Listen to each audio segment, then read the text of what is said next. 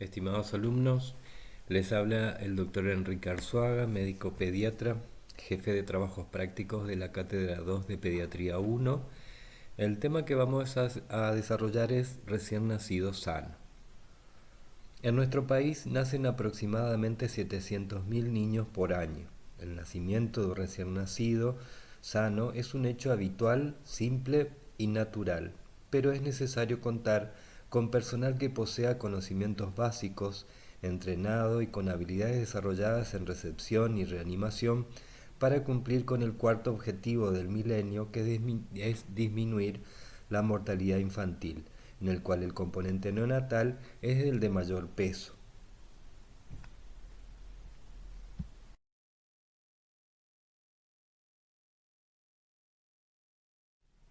Como objetivo de la clase vamos a conocer las características del recién nacido, vamos a aprender a realizar el examen físico del recién nacido, aprender a determinar la edad gestacional y conocer los pasos a seguir en la recepción del recién nacido.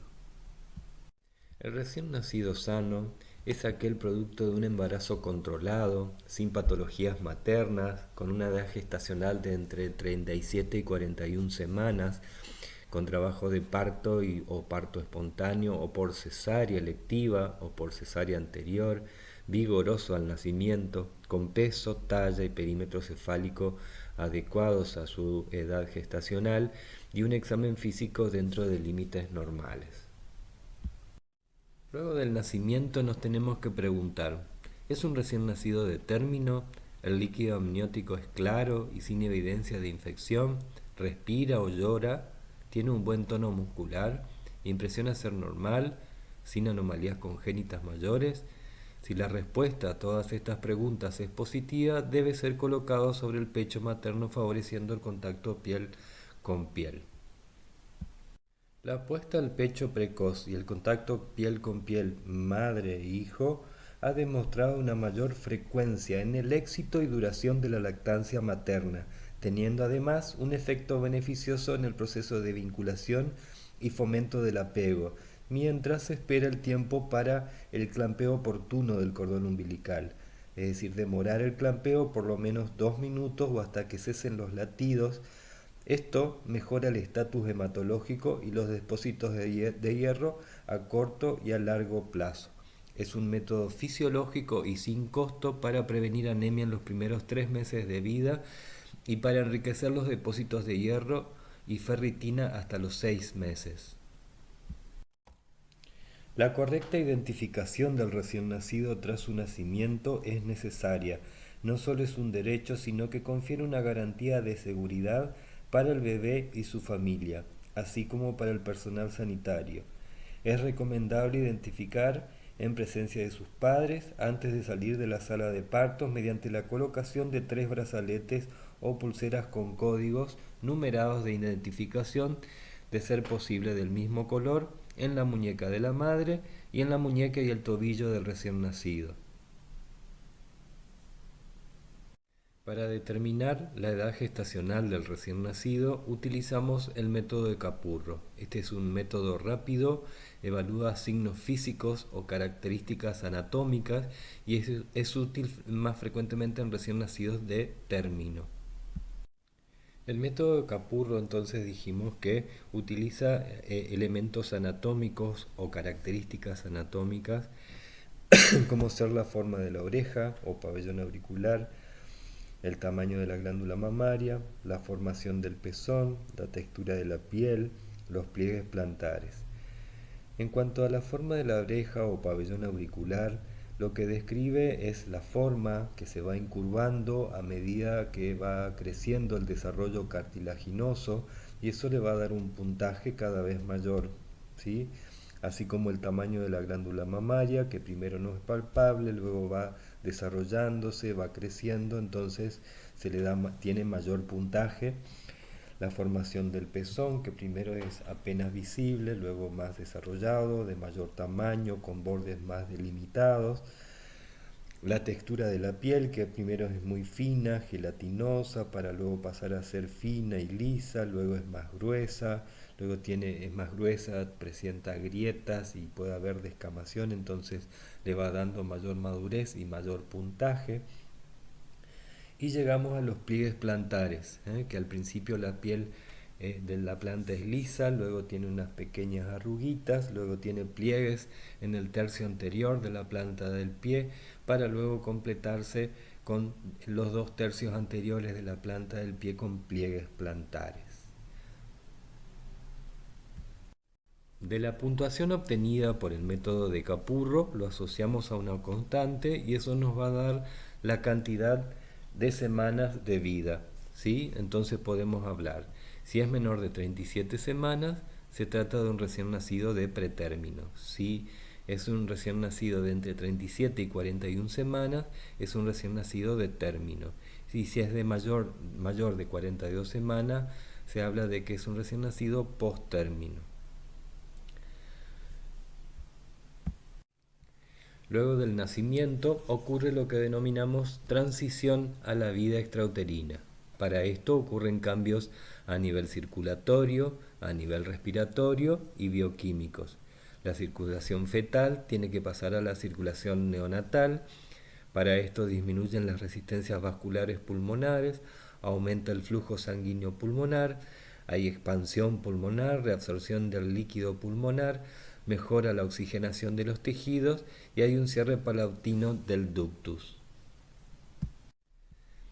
Aquí vemos la circulación fetal y la neonatal, que son diferentes. En la circulación fetal, la oxigenación es a partir de la placenta, luego viene el nacimiento, el clampeo del cordón, y la oxigenación tiene que ser a partir de la expansión pulmonar, el aumento del flujo sanguíneo pulmonar, la disminución de las presiones pulmonares, el aumento de las presiones en cavidades izquierdas, el cierre del ductus, que primero es por inversión de flujo, luego por proliferación endotelial, y de ahí se activa el sistema circulatorio neonatal. Entonces, ¿cómo podemos evaluar esta transición? ¿Sí? El niño está pasando de ser un feto a un neonato. Hay una transición de vida intrauterina a la extrauterina, o sea, está utilizando cambios circulatorios, respiratorios, bioquímicos. Entonces nosotros tenemos que evaluar nuestro paciente. Para ello no necesitamos retirarlo del binomio madre-hijo, sino lo que podemos es hacer una valoración rápida de algunos parámetros que nos permitan conocer el estado de nuestro recién nacido, es decir, si hay algún riesgo y que yo tenga que tomar alguna conducta médica. Para eso utilizamos el puntaje de Apgar. El puntaje de Apgar es una valoración donde tenemos en cuenta la frecuencia cardíaca, la frecuencia respiratoria, la coloración de la piel, el tono muscular y la irritabilidad del niño, ¿sí? Si tenemos una frecuencia cardíaca normal, una frecuencia respiratoria normal, tiene un buen tono muscular, está succionando bien, no está irritable, está tranquilo y el bebé está rosado, tenemos un puntaje de Apgar adecuado, entonces habla de un niño sano.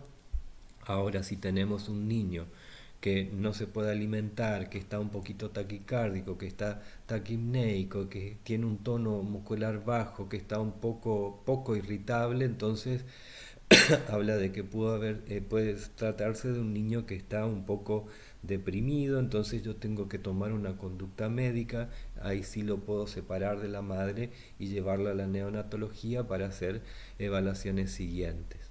Entonces para eso nos sirve el puntaje de Apgar.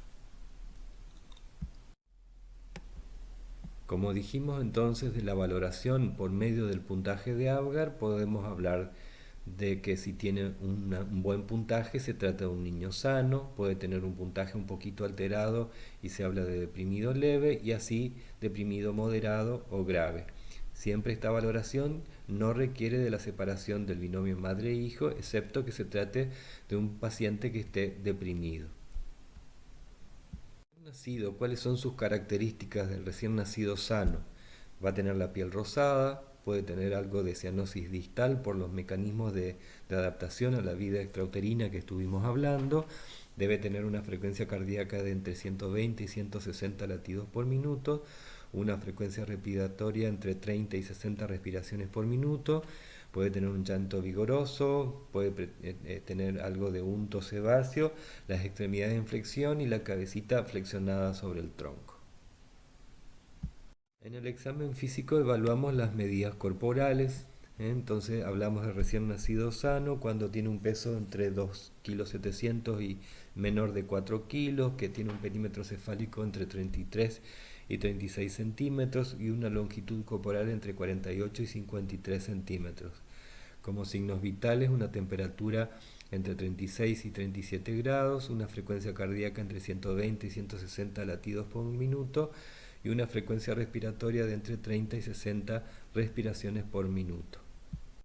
La piel del recién nacido es fina, lisa, rosada, puede presentar algo de descamación, puede tener un poquito de fino vello o lanugo, puede presentar unto sebáceo y algunas lesiones típicas del recién nacido como el milium nasal, que son glándulas sebáceas hipertrofiadas, que habla de madurez del recién nacido y que va desapareciendo en 48 a 72 horas. El eritema tóxico, que es un fenómeno casi fisiológico, una reacción maculopapular que puede tener algunas pustulitas que tiene que ver con sobre calentamiento, sobre abrigo, ¿sí? Y que va desapareciendo a medida que va llegando a la semana de vida. Puede haber hemangiomas, que son vasos sanguíneos rudimentarios que deberían haber involucionado en la etapa embrionaria y que son que van desapareciendo a medida que van llegando al año de vida. Son más frecuentes en la cara, en la región occipital o también en el resto del cuerpo.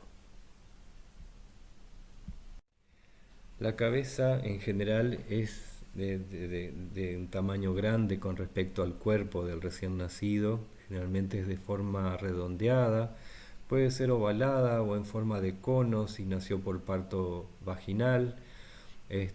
Puede ocurrir lo que se denomina cabalgamiento óseo, que son el cabalgamiento de los huesos de la calota craneana para disminuir el diámetro craneal, de esa manera pasar con menor dificultad el canal del parto, y a raíz de este cabalgamiento óseo puede suceder lo que llamamos el derrame seroso o caput succedaneum, que es un derrame que está por debajo del cuero cabelludo, un derrame serosanguinolento, que al examen físico deja palparse una tumoración blanda y que se va reabsorbiendo en 48 a 72 horas sin mayor dificultad.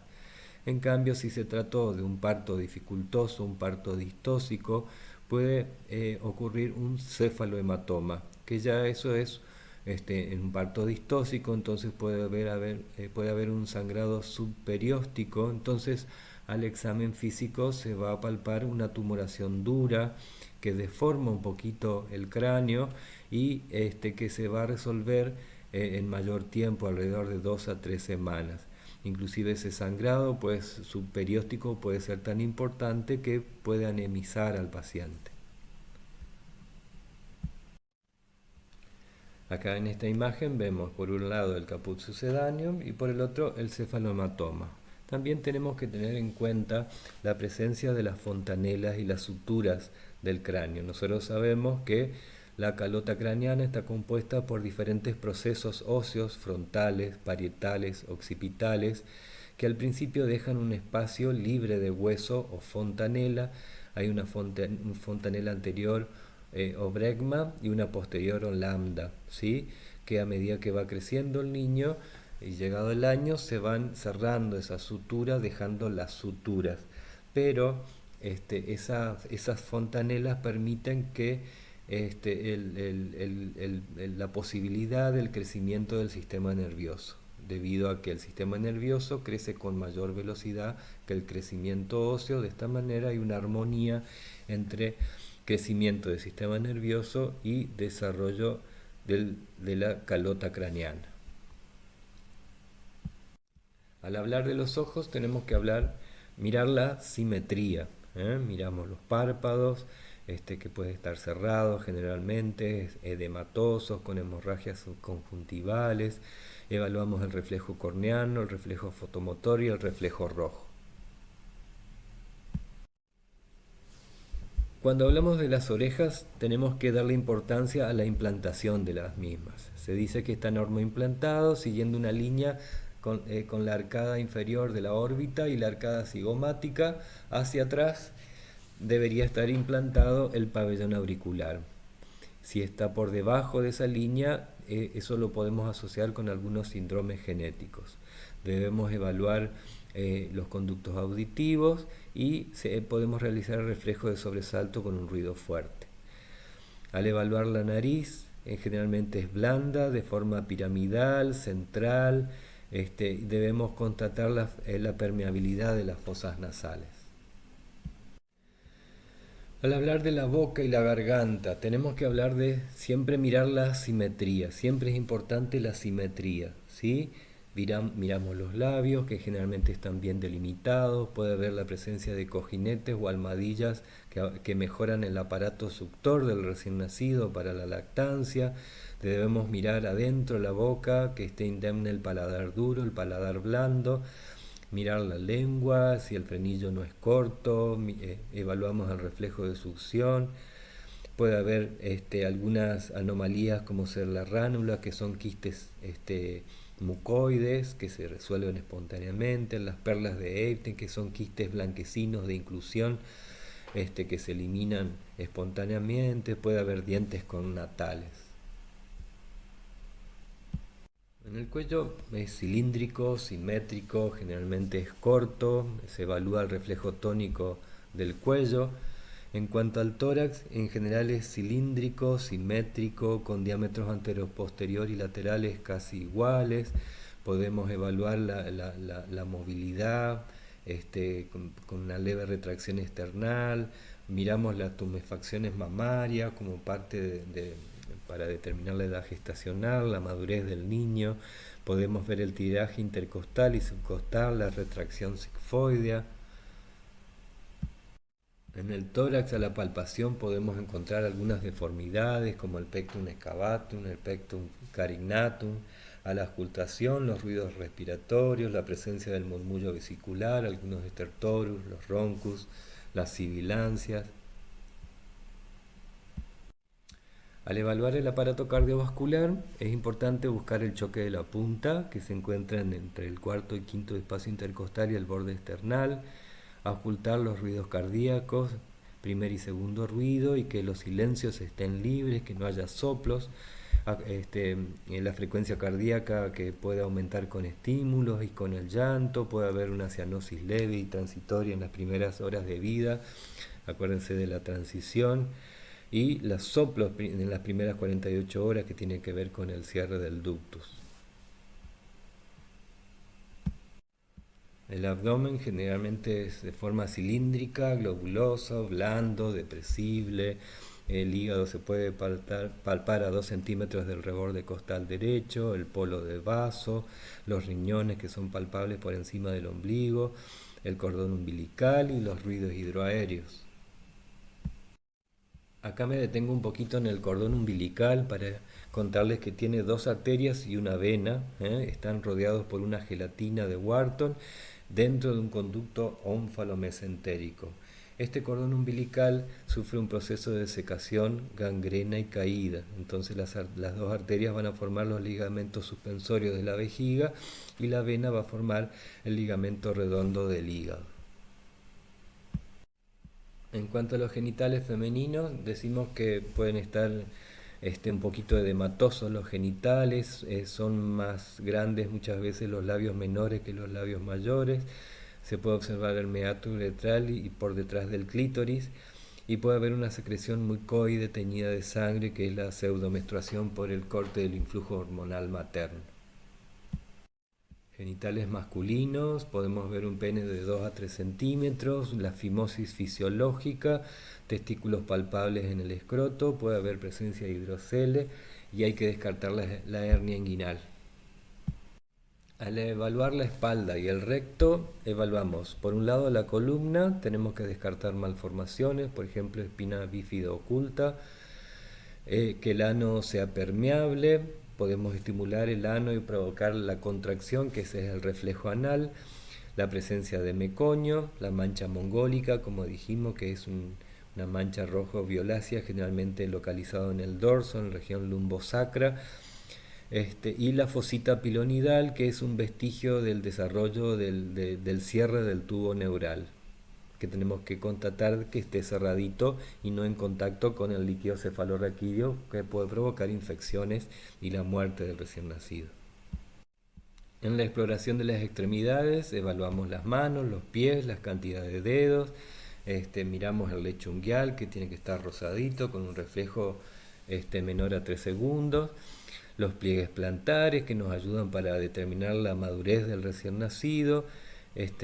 Miramos que las extremidades sean simétricas, que tengan un buen tono muscular, la presencia de dedos supernumerarios, que es la polidactilia o la sindactilia, que son dedos fusionados, la focomelia, por ahí, que son malformaciones de los miembros inferiores, y las parálisis de Erf y la de Klumpke, que están relacionadas con el parto distóxico y las lesiones del plexo braquial. En el examen físico del recién nacido, parte importante es descartar la luxación congénita de cadera. Se da en 1 por cada 800 recién nacidos vivos. Generalmente es más frecuente en niñas, más frecuente en cadera izquierda. Miramos la asimetría de los pliegues, como se ven en estas imágenes, el acortamiento de un miembro, y realizamos 2 maniobras que nos van a ayudar para hacer el diagnóstico: la maniobra de Ortolani por un lado y la maniobra de Barlow. La maniobra de Ortolani, que en posición de rana, se abducen ambas caderas aplicando presión hacia adentro y hacia arriba, y se busca un chasquido de luxación. Y la maniobra de Barlow, donde se abducen las caderas con el pulgar aplicando presión hacia afuera y hacia atrás, también buscando el chasquido de luxación. En esta imagen vemos ambas maniobras de Ortolani y de Barlow. En la Ortolani ejercemos presión hacia afuera buscando el chasquido de luxación, y en la maniobra de Barlow ejercemos presión hacia atrás, también buscando el chasquido de luxación. Al evaluar el sistema nervioso del recién nacido, decimos que es poco valorable en la primera semana de vida por el denominado shock de nacimiento. Entonces, lo que valoramos es el tono muscular que tiene el paciente, ¿sí? El tono muscular y la postura que adopta frente a ese tono muscular. También tenemos los reflejos primarios, que son reflejos con los que nace el bebé y que van desapareciendo a medida que pasa el tercer mes de vida. Estos reflejos son el reflejo de Moro, el reflejo de succión y deglución, el reflejo de búsqueda, el reflejo de prensión palmar y el reflejo de marcha.